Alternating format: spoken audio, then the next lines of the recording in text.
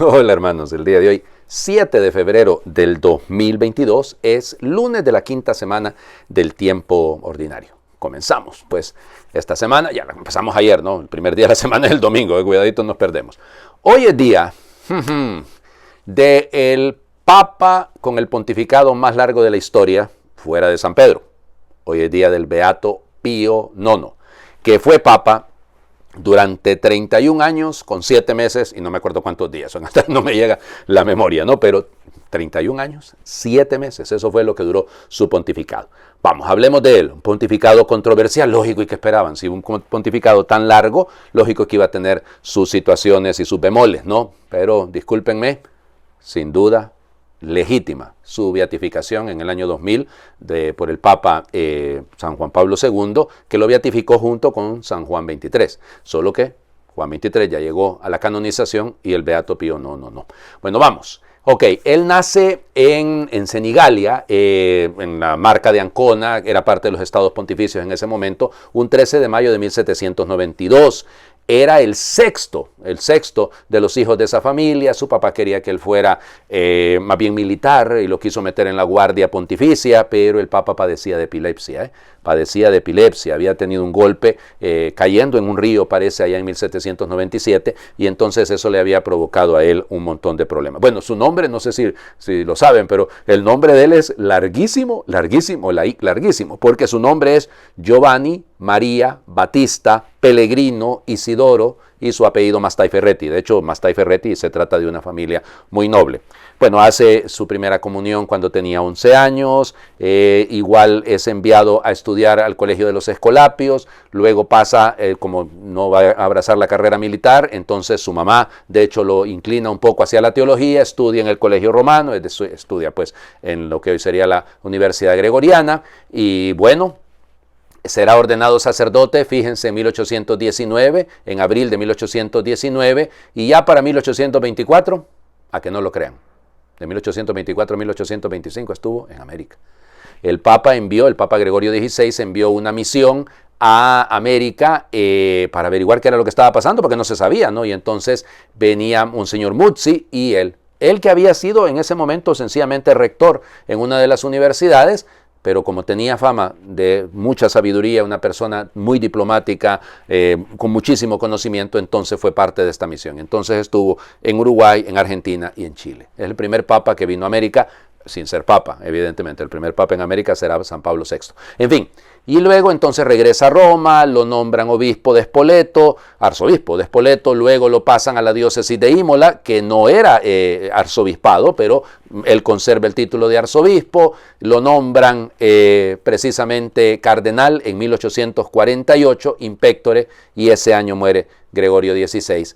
Y fíjense, el cónclave, yo estoy aquí casi como contando chisme, ¿verdad? Pero es que así, eso es lo que pasó, oigan. En el cónclave, eran 64 cardenales, no estuvieron todos. Y además recuerden que existía el derecho de veto, las grandes naciones católicas podían vetar a un candidato. Y entonces eran 3 los candidatos, el cardenal Lambruschini, que realmente era un poquito conservador, el cardenal Guzzi, que era la vía media, digamos, y el cardenal Mastai Ferretti. ¿Cómo la ven desde ahí? Mastai Ferretti es elegido, pero todo el mundo pensó que habían elegido a Guzzi. Como fue tarde en la noche, entonces esperaron hasta el día siguiente para hacer el anuncio.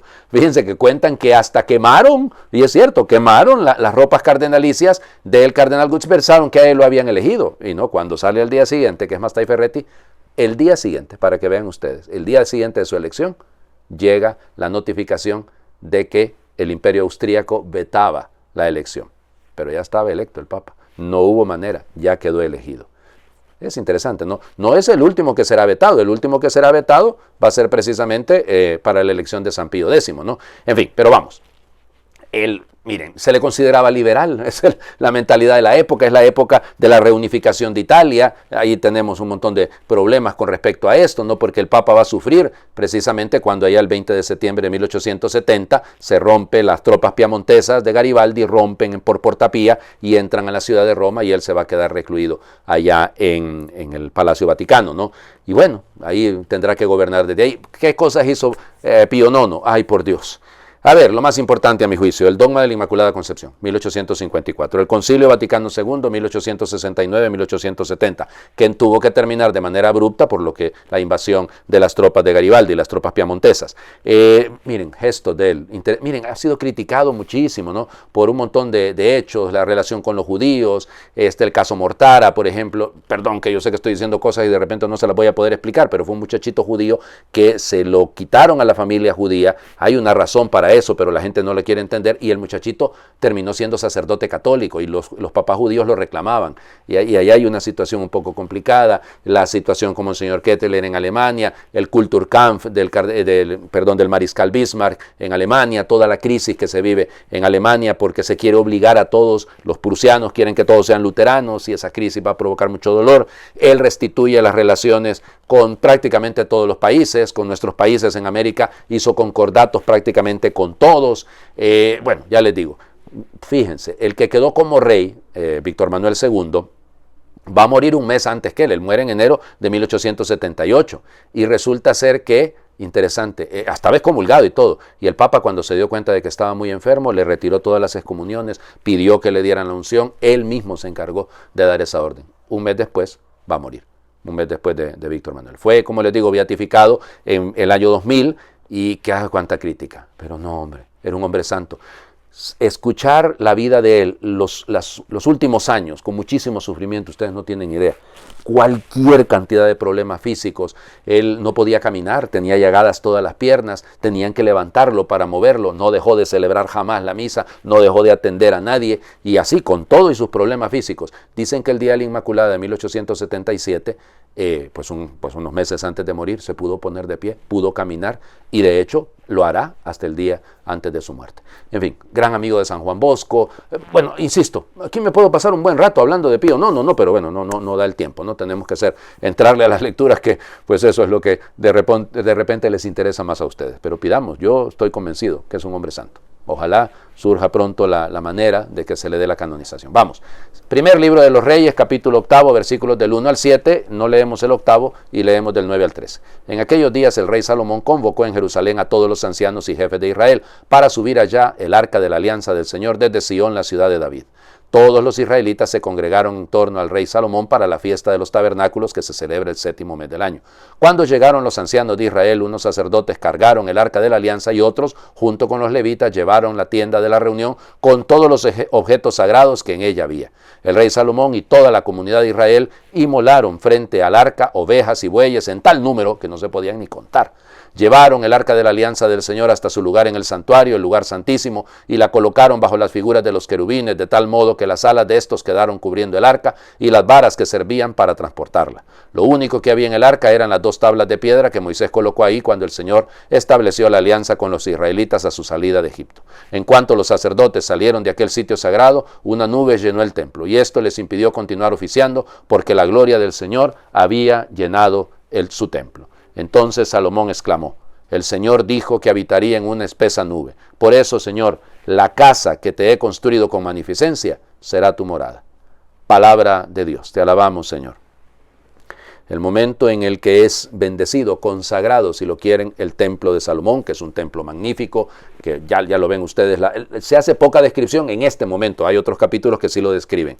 Pero es esa alegría, ¿no? Finalmente el arca reposa en un lugar fijo. Ese templo va a durar poquito más, digamos, de 4 siglos, porque Nabucodonosor lo va a destruir en el año 585.